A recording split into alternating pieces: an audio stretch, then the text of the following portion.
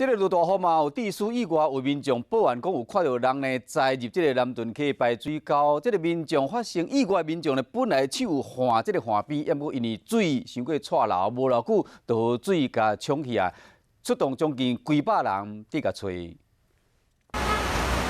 台中落大雨了后，南屯溪暴涨，消防队大推雷雨道搜救，因为有一个民众报案讲看到一名穿白色衫的男子伊跌落去，也个讲一开始这个男子又划这划边划掉，只是水窜流，甲人冲走去。大雨的时，水深是大约30公分，当时暗时7点外，天色已经暗。市府消防局甲民间搜救队投入将近100个人救援，嘛伫路口先拿早，但是一直到暗时11点，拢无找到渡水的民众。